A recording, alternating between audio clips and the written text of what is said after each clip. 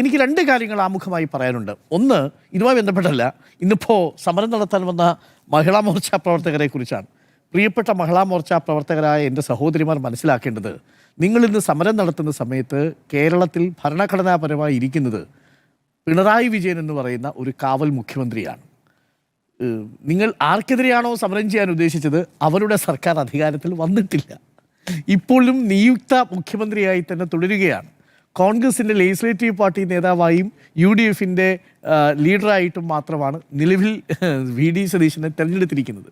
ഇത് എന്തുദ്ദേശത്തിലാണോ മഹിളാ മോർച്ച പ്രവർത്തകർ സമരത്തിന് നിർദ്ദേശം കൊടുത്ത ഒരു ബുദ്ധികേന്ദ്രം ഉണ്ടാവുമല്ലോ? എനിക്ക് മനസ്സിലാവുന്നില്ല. മെയ് 15 ബസ് കയറണം തിരഞ്ഞെടുപ്പിന്റെ സമയത്ത് KC വേണുഗോപാലും പിഷാരടിയൊക്കെ പറഞ്ഞു. കാര്യം മെയ് 15-ാം തീയതി സർക്കാർ വരും എന്നുള്ളത് കൊണ്ടാണ്. സർക്കാർ വന്നില്ല, സർക്കാർ വൈകി, അതവിടെ നിൽക്കട്ടെ. പക്ഷെ നിങ്ങൾ ആർക്കെതിരെ സമരം നടത്തിയത്? എങ്ങനെയാണ് UDFൻ്റെ പ്രകടന പത്രികയിൽ പറഞ്ഞിരിക്കുന്ന ഒരു വാഗ്ദാനം കാവൽ മന്ത്രിസഭയിലുള്ള മുഖ്യമന്ത്രി പിണറായി വിജയൻ നടപ്പാക്കുക? എങ്ങനെയാണ് KSRTCക്ക് അത് സൗജന്യ യാത്ര കൊടുക്കാൻ പറ്റുക എന്നുള്ളതാണ്. അപ്പോൾ ഈ സമരത്തിനൊക്കെ ഇറങ്ങുന്നതിന് മുൻപ് എന്തിനു വേണ്ടി സമരം ചെയ്യുന്നു, ആ സമരത്തിൻ്റെ കാരണം എന്താണ്, യഥാർത്ഥത്തിൽ ഈ സമരത്തിനുള്ള കാരണം നിലനിൽക്കുന്നതാണോ തുടങ്ങിയ അടിസ്ഥാന കാര്യങ്ങൾ മഹിളാ മോർച്ചയിലെ പ്രിയപ്പെട്ട എൻ്റെ സഹോദരിമാർ മനസ്സിലാക്കും എന്നാണ്. അതല്ലെങ്കിൽ സമൂഹ മാധ്യമങ്ങളിൽ ഇങ്ങനെ വെറുതെ ട്രോൾ ചെയ്യപ്പെടും എന്നുള്ളതാണ്. അതിലൊരു കാരണവശാലും VD സതീശനെയോ UDFനെയോ കുറ്റം പറയാനും പറ്റത്തില്ല. കാര്യം ഇന്നിപ്പോൾ സർക്കാർ അവരല്ലല്ലോ. സർക്കാർ ഇപ്പോഴും പിണറായി അല്ലേ, കാവൽ സർക്കാരല്ലേ ഇപ്പോഴും തുടരുന്നത്. അത് പറഞ്ഞു എന്ന് മാത്രമേ ഉള്ളൂ. ഇനി ഇന്ന് രണ്ട് പ്രധാനപ്പെട്ട വാദങ്ങൾ കണ്ടു. സോഷ്യൽ മീഡിയയിലാണെങ്കിലും പൊതുവായിട്ടാണെങ്കിലും VD സതീശനെ അനുകൂലിച്ചു. ഞാൻ VD സതീശൻ്റെ ശൈലികളെ ഇന്നിപ്പോൾ പറഞ്ഞിരിക്കുന്ന മൂന്ന് കാര്യങ്ങളുണ്ട്. അതിൽ ഏറ്റവും പ്രധാനമായിട്ടും ഞാൻ അനുകൂലിക്കുകയും വളരെ പ്രതീക്ഷയോടെ അണിയുകയും ചെയ്യുന്ന ഒരു പ്രസ്താവന അദ്ദേഹം പറഞ്ഞത്, തിരഞ്ഞെടുപ്പ് കാലത്ത് പോലും വർഗീയതയെ താലോലിച്ചിട്ടില്ല, പിന്നല്ലേ ഭരണം കിട്ടിയാൽ വർഗീയതയെ താലോലിക്കില്ല എന്ന് പറഞ്ഞൊരു സ്റ്റേറ്റ്മെൻറ്റ്. അതൊരു ബോൾഡ് സ്റ്റേറ്റ്മെൻ്റ് ആയിട്ട് തന്നെ കണക്കാക്കുന്നു. അതിനോടൊപ്പം അദ്ദേഹം പറഞ്ഞൊരു കാര്യം, കേരളത്തെ വരുന്ന കാലങ്ങളിൽ ഒരു മതേതര സമൂഹമായി നിലനിർത്താൻ വേണ്ടി പരിശ്രമിക്കുക തന്നെ ചെയ്യും. ഒരു തരത്തിലുള്ള കോംപ്രമൈസും ഉണ്ടാവില്ല, ഒരു തരത്തിലുള്ള സഹിഷ്ണുതയും ഉണ്ടാവില്ല, ഒരു വർഗീയമായിട്ടുള്ള വേർതിരിവുകളോടും എന്നുള്ളതാണ് പറഞ്ഞിരിക്കുന്നത്. അത് വളരെ പോസിറ്റീവായിട്ടുള്ള ഒരു സ്റ്റേറ്റ്മെൻ്റ് ആയിട്ട് ഞാനത് കണക്കാക്കുന്നു. ഈ വരുന്ന സർക്കാരിനെ അടയാളപ്പെടുത്തേണ്ടത് ആ അർത്ഥത്തിലുള്ള ഒരു മതേതര മുഖമാവട്ടെ എന്ന് ആശംസിക്കുന്നു. VD സതീശൻ പറഞ്ഞത് ഹൃദയത്തിൽ തട്ടിയാണെങ്കിൽ, അത് അങ്ങനെ നിലനിർത്താൻ സാധിക്കുകയാണെങ്കിൽ അത് വളരെ ആർജവമുള്ള ഒരു നിലപാടായിട്ട് മാറട്ടെ. രണ്ടാമത്തെ ഒരു പ്രധാനപ്പെട്ട കാര്യം, അതും പോസിറ്റീവായിട്ട് ഞാൻ കാണുന്നത്, ഇന്നിപ്പോൾ VD സതീശൻ അധികാരത്തിൽ നിൽക്കുന്ന സമയത്ത് ഇന്ധനവില കൂടിയുന്ന ഒരു സാഹചര്യമുണ്ട്. 3 രൂപ വീതം പെട്രോളിൻ്റെയും ഡീസലിൻ്റെയും വില വർദ്ധിച്ചു. ഗാർഹിക സിലിണ്ടറിൻ്റെ വില വർദ്ധിക്കാൻ പോകുന്നുവെന്നറിയുന്നു. CNG 2 രൂപ വർദ്ധിച്ചു.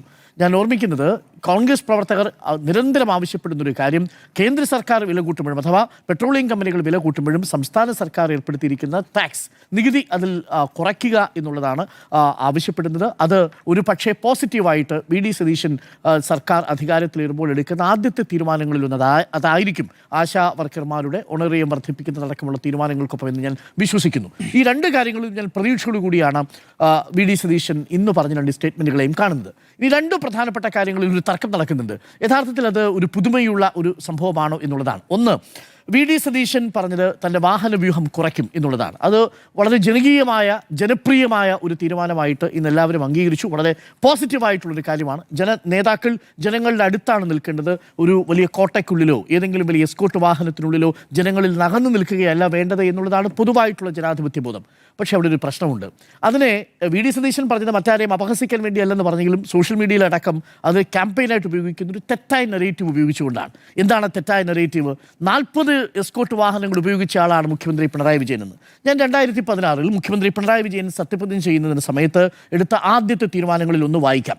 ആ തീരുമാനം ഇങ്ങനെയായിരുന്നു: the security review committee decided to scale down the surplus security cover that was being provided to former chief minister Oommen Chandy following the threads in connection with the solar scam and bar bribery issues. Opposition leader Ramesh Chennittala, who was enjoying surplus security cover during his term as a Home Minister, would only have an escort thereafter. എന്നാണ് പറഞ്ഞിരിക്കുന്നത്. പിണറായി വിജയൻ സർക്കാരിൻ്റെ കാലത്തെടുത്ത ആദ്യത്തെ തീരുമാനങ്ങളിൽ ഒന്ന് തന്നെ മുഖ്യമന്ത്രിക്ക് ഏർപ്പെടുത്തിയിരിക്കുന്ന security cover പിൻവലിക്കുക എന്നുള്ളതായിരുന്നു. അഥവാ surplus സെക്യൂരിറ്റിയിൽ കൂടുതൽ വാഹനങ്ങൾ ഉൾപ്പെടുത്തരുത് എന്നുള്ളതായിരുന്നു. മന്ത്രിമാർക്കടക്കം പൈലറ്റ് എസ്കോർട്ട് എന്ന രീതിയിൽ വലിയ വാഹനവ്യൂഹം കൊണ്ടുവരരുത് എന്ന തീരുമാനമെടുക്കുന്നത് പിണറായി സർക്കാർ അധികാരമേറ്റെടുത്ത ഉടൻ തന്നെയായിരുന്നു. അതുകൊണ്ടാണ് ഞാൻ ആ പത്ര റിപ്പോർട്ട് തന്നെ വായിച്ചത്. അപ്പോൾ ഇത് ആദ്യത്തെ സംഭവമല്ല. പക്ഷേ പിന്നീട് എങ്ങനെയാണ് 40 വാഹനങ്ങൾ എന്ന നെറേറ്റീവിലേക്ക് വന്നത്? യഥാർത്ഥത്തിൽ 40 വാഹനങ്ങൾ ഉണ്ടായിരുന്നു. ഞാനത് പരിശോധിക്കുകയായിരുന്നു. പ്ലസ് കാറ്റഗറിയിൽ മുഖ്യമന്ത്രിക്ക് അനുവദിച്ചിരിക്കുന്നത് 7 ഒഫീഷ്യൽ വാഹനങ്ങളാണ്. അതിനോടൊപ്പം ഏതെങ്കിലും തരത്തിൽ മറ്റ് ജനപ്രതിനിധികളുടെ വാഹനങ്ങൾ പോകുന്നത് നമുക്ക് അതിനോടൊപ്പം ചേർത്ത് വായിക്കാൻ കഴിയില്ല. പക്ഷേ ഈ Z+ കാറ്റഗറിയിലുള്ള മുഴുവൻ വാഹന വ്യൂഹവും ഉറപ്പാക്കിയത് എപ്പോഴാണ്? മുഖ്യമന്ത്രി പിണറായി വിജയനെതിരെ സ്വർണ്ണക്കടത്തുമായി ബന്ധപ്പെട്ടുള്ള വലിയ രീതിയിലുള്ള പ്രതിഷേധം ഉയരുന്ന സാഹചര്യത്തിലാണ്. എപ്പോഴാണ് ഉമ്മൻചാണ്ടിക്കും ഈ Z+ കാറ്റഗറിയിൽ വാഹനങ്ങൾ കൂട്ടിയത്? ഉമ്മൻചാണ്ടി സർക്കാരിനെതിരെ സോളാർ സ്കാമുമായി ബന്ധപ്പെട്ടിരിക്കുന്ന പ്രതിഷേധം വരുന്ന സമയത്താണ്. എന്ന് വെച്ചാൽ തെരുവിലൊരു പ്രതിഷേധം മുഖ്യമന്ത്രിക്കെതിരെ ഇപ്പോൾ ഒരു കല്ലേറ് പോലെ അല്ലെങ്കിൽ കരിങ്കൊടി പ്രതിഷേധം പോലെ വരുന്ന സാഹചര്യങ്ങളിൽ സ്വാഭാവികമായും Z+ കാറ്റഗറിയിലേക്ക് പോകും.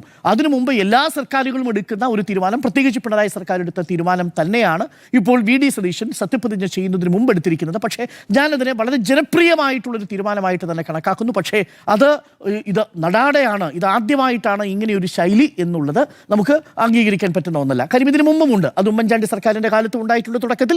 പിന്നീടാണ് ഉമ്മൻചാണ്ടി സർക്കാരിന് ആ കാറ്റഗറി പ്രൊട്ടക്ഷനിൽ 7-ലധികം വാഹനങ്ങൾ ഉപയോഗിക്കേണ്ടി വരുന്ന സാഹചര്യം ഉണ്ടായത്. അപ്പോൾ അതിനൊരു തെറ്റായ നെറേറ്റീവിലേക്ക് കൊണ്ടുപോയി മറ്റൊരു പ്രതീതി നിർമ്മാണം നടത്തുന്നത് ശരിയല്ല എന്നുള്ളതാണ്. പക്ഷേ അതിനെ ജനപ്രിയമായി തന്നെ ഞാൻ കണക്കാക്കുന്നു. രണ്ടാമത്തെ ഒന്ന്, വളരെ സൗഹൃദാന്തരീക്ഷ ഭരണ രീതിയാണ് ഉണ്ടായിരിക്കുന്നത് എന്നുള്ളതാണ്. പ്രതിപക്ഷ നേതാവിനെ വീട്ടിൽ അങ്ങോട്ട് പോയി കണ്ടു നമ്മുടെ നിയുക്ത മുഖ്യമന്ത്രി എന്നുള്ളതാണ്. വളരെ പോസിറ്റീവായിട്ട് തന്നെ നമ്മൾ കാണേണ്ടതാണ്. പക്ഷേ അവിടെയും ഒരു പ്രശ്നം ഇതുമാദ്യമായിട്ടല്ല. 2016 മെയ് മാസത്തിൽ പുതുപ്പള്ളി ഹൗസിൽ ഉമ്മൻചാണ്ടിയെയും ഉമ്മൻചാണ്ടിയുടെ ഭാര്യയെയും അങ്ങോട്ട് നേരിട്ട് പോയി കാണുന്നത് മുഖ്യമന്ത്രി പിണറായി വിജയൻ മാത്രമല്ല, പാർട്ടി സെക്രട്ടറിയായ കോടിയേരി ബാലകൃഷ്ണൻ കൂടിയാണ്. എപ്പോഴാണ്? 2016 മെയ് മാസത്തിൽ VS അച്യുതാനന്ദനെ പോയി കണ്ടതിനു ശേഷം നേരിട്ട് പോകുന്നത്, ആദ്യമേ പോകുന്നത് ഉമ്മൻചാണ്ടിയെ കാണാനാണ്. അതായത് സത്യപ്രതിജ്ഞ ചെയ്യുന്നതിന് മുമ്പ് തന്നെ പിണറായി വിജയൻ പോകുന്നത്. ഇത് രണ്ടും നമ്മുടെ മുൻപിൽ മുൻ മാതൃകകളുള്ളതാണ്. പക്ഷേ വളരെ പോസിറ്റീവായിട്ട് തന്നെ നമ്മൾ ഇതിനെ കാണുന്നു എന്നുള്ളതാണ്. അപ്പോൾ അതുകൊണ്ട് ഇത് നടാടെയാണ്, ഇത് ആദ്യമാണ് എന്ന മട്ടിലുള്ള പ്രതീതി നിർമ്മാണം ശരിയല്ല എന്നതാണ് എനിക്ക് ഈ വിഷയത്തിൽ പറയാനുള്ളത്. ഒരു കാര്യം കൂടി പറഞ്ഞ് അവസാനിപ്പിക്കാം. ജനപ്രിയമായ ഇത്തരം ശൈലികൾ യഥാർത്ഥത്തിൽ കൂടുതൽ ഒരു നേതാവിനെ ജനങ്ങളുടെ അടുത്തേക്ക് കൊണ്ടുവരും. ആ നേതാവിൻ്റെ ഒരു ക്വാളിറ്റിയെ ജനങ്ങളുടെ മുന്നിൽ ജനപ്രിയനായ നേതാവെന്ന ഒരു ഇമേജ്, ഒരു പ്രതീതി ഉണ്ടാവുകയും ചെയ്യും. പ്രതിച്ഛായ യുദ്ധമാണല്ലോ യഥാർത്ഥത്തിൽ രാഷ്ട്രീയം എന്ന് പറയുന്നത്. ഇപ്പോഴാണെങ്കിൽ പ്രതിച്ഛായ മൂല്യം കൂടി വരുന്ന സാഹചര്യമാണ് നമ്മുടെ മുഖ്യമന്ത്രിക്കുള്ളത്. പ്രേക്ഷകർക്ക് അറിയാവുന്നതുപോലെ ഈ കോൺഗ്രസിനുള്ളിൽ നടന്ന ഈ ചക്കളത്തി പോരാട്ടം യഥാർത്ഥത്തിൽ പ്രതിച്ഛായ മൂല്യം ഉയർത്തിയത് VD സതീശനാണ്. എന്നാൽ ആ പ്രതിച്ഛായ മൂല്യം കൂടുതൽ ഉയർത്തുന്നതിൻ്റെ ഭാഗമായി ജനപ്രിയങ്ങളായിട്ടുള്ള തീരുമാനങ്ങളിലേക്ക് പോകുമ്പോൾ എല്ലാ ജനപ്രിയ തീരുമാനങ്ങളും എന്താകണമെന്നില്ല, ജനാധിപത്യ തീരുമാനങ്ങളാകണമെന്നില്ല എന്നുള്ളതാണ്. ജനകീയ തീരുമാനങ്ങളാകണം എന്നില്ല എന്നതാണ്.